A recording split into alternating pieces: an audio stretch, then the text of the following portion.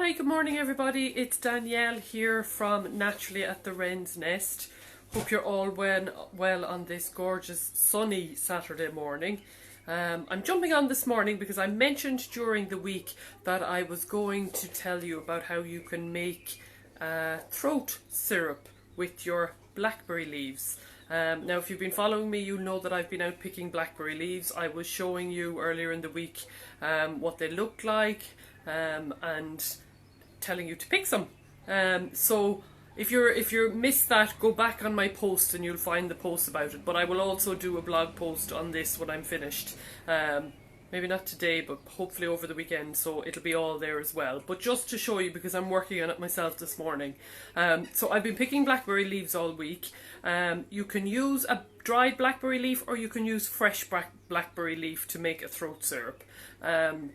And what I had this morning was a combination of both, because I was out for my walk early this morning and I picked a load of fresh ones, but I also had a load drying in the hot press as well, so I combined the two of them.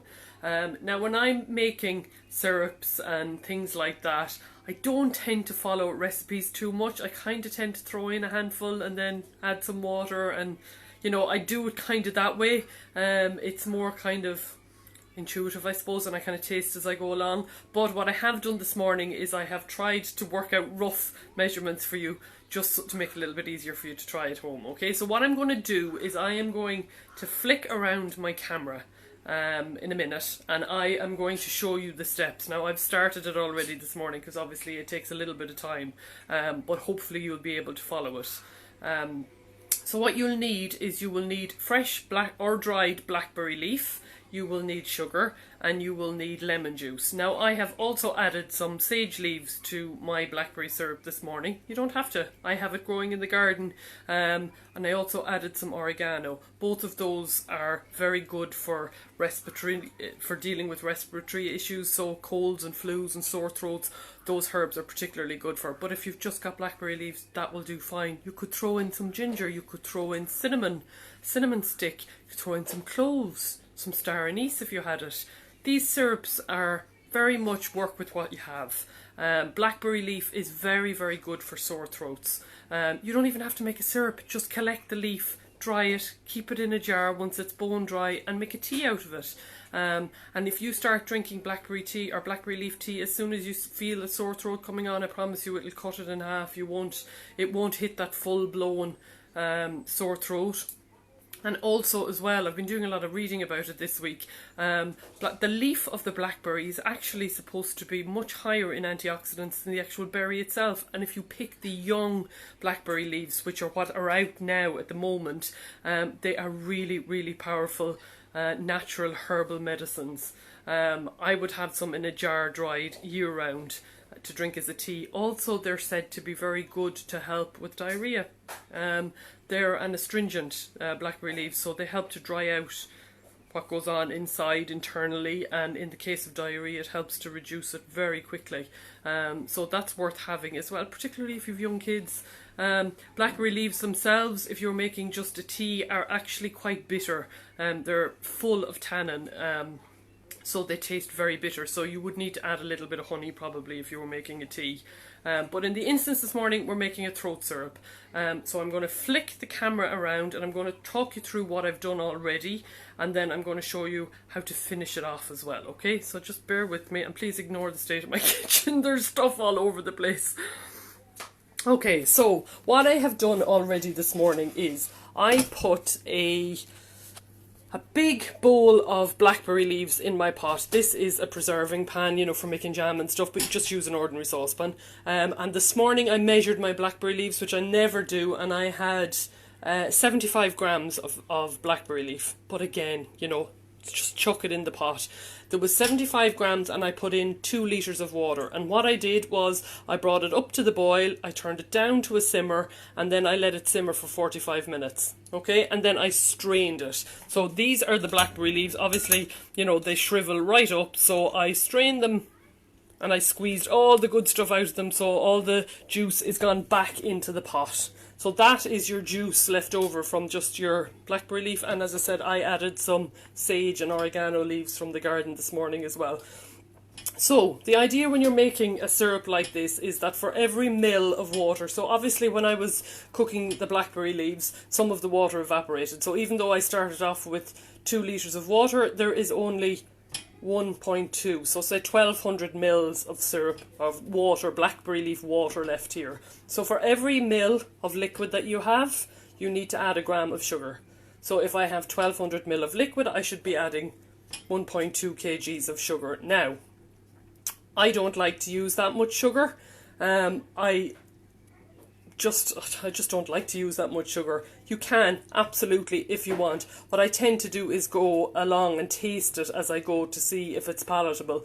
Everybody's different. Everybody's palate is different. You do need to add a certain amount of sugar for preserving properties if you want to keep this. But in this instance, I have 1200 ml of syrup in here, but I am only adding half the amount of sugar. So I have 600 grams of sugar. So I'm going to take my sugar and I'm going to put it in here with my liquid. I'm going to whack up the heat so it's up quite high. It's not full whack, but it's quite high. And what I'm doing is dissolving the sugar. So as I said, it's up to you. Usually if you look at recipes online, they will tell you for every ml of liquid that you have, you should add a gram of sugar. So that would mean with my 1200 mils, I should have 1200 grams of sugar. But I don't want to use that much. I don't think it's necessary. I have done this with other syrups in the past, only used half the amount of sugar, and I have found that it preserved fine, and I would usually keep them for at least a year in the cupboard.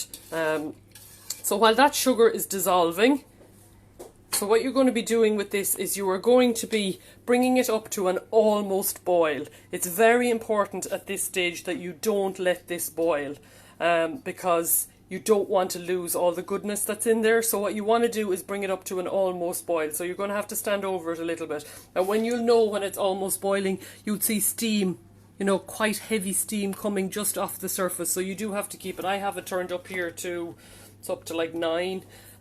So I will be keeping an eye on this. When that comes up to an almost boil, you turn it down to a gentle simmer, so maybe down to about 5 or 6, and then you let it simmer away for about anything. It could be from, depending on your pan, depending on your cooker, it could be anything from 20 to 40 minutes. And what you're waiting for is a lovely syrupy consistency. So that's going to take a while. I'm not going to be able to show you that all here. The sugar is still dissolving away there. What I would do at this stage is I would just test it, just to see how it is taste-wise. If it's sweet enough, it's more than sweet enough. Certainly don't need any more sugar in that. So what I'm going to do is I'm going to wait for this to come up to the boil. An almost boil, apologies. Don't want it to come up to a boil, you want it to come up to an almost boil. So I'm going to keep a close eye on it. I'm going to wait for the steam to start rising off the surface of it, and then when it reaches that, I'm going to turn it down and keep it on a gentle simmer for about 20 minutes. I'll check it then after 20 minutes, and if you've got a kind of a reasonably nice syrupy consistency, then it's ready. If you feel like you'd like it to be a bit thicker, you just let it cook on a little bit more. And at that point then, what I do when it reaches that consistency is I take it off the heat. I have my lemon here. I'll juice that lemon and I will put that lemon juice in to the syrup after I've taken it off the heat. And what that does is it adds to the preserving properties of your syrup as well. Now, when your syrup is ready, you need to have something to put it into. So, in the oven, here I have my jars sterilising. I'm just going to flick around the camera. It's really important when you're making something like this that you put it into a clean, sterilised jar. So to sterilise your jars, all you do is wash them in hot soapy water and put them into the oven on a low heat, about 100 degrees, and you leave them there for half an hour. I tend to put them in at the start when I'm getting everything organised, and then just leave them there until I'm ready. So when you've taken your syrup off the heat, when it's ready, you take your jars out or your bottles out of the oven, and you can wait until both the jar and the syrup is completely cold, but what I tend to do is while the syrup is still hot and the bottles are hot, I pour the syrup straight in. Now obviously you need to be really careful, you're talking about boiling hot liquid. You can wait for them both to cool down, but what you don't want to do is put a cold syrup into a hot bottle or a hot syrup into a cold bottle. So you need them both to be the same temperature. Once the syrup is in the jar, seal it tight, label it, and you're done. Wait for it to cool down, store it in a cold cupboard or in a dark, cool cupboard. And once you do that, they'll keep there for 12 months. It'll keep there longer. I have stuff in the cupboard that's there a lot longer than that. And that is a perfect remedy for a sore throat, or as I mentioned, also it can be helpful for diarrhea as well. But for the most part, it is for a sore throat. So hopefully that's given you all the steps. What I will do is I will put together a little blog post, and I'll take you through the steps as well. Oh, there's quite a few in. Sorry, folks. I was talking and I didn't want to distract myself looking at who's in. Oh, hey, Liga. How are you? Hey, Lisa. Hi, Violet. Hey, who's Fran? Oh, hey, Fran. Hi, Felicia. So if anybody has any questions on what I've just done, if there was a step you're not sure about, just pop it in the comments below and I will jump on later and I'll answer them for you. But hopefully that gives you a reasonably good idea of the steps to making a blackberry leaf syrup. If you've got this in your cupboard for the coming season and for the winter, you will not need to go out spending a fortune on sore throat remedies and lozenges and all that sort of stuff. This stuff is incredibly powerful. So that's it. Very simple. Hope you enjoyed that, folks. If you know somebody who would like to make this themselves, you know somebody who's always out foraging and picking things, make sure and share it with them. And as I said, I will do a little blog post when I get a chance as well. But hopefully you have all the information you need on here. Okay, talk to you soon, folks. Bye-bye. Have a lovely day.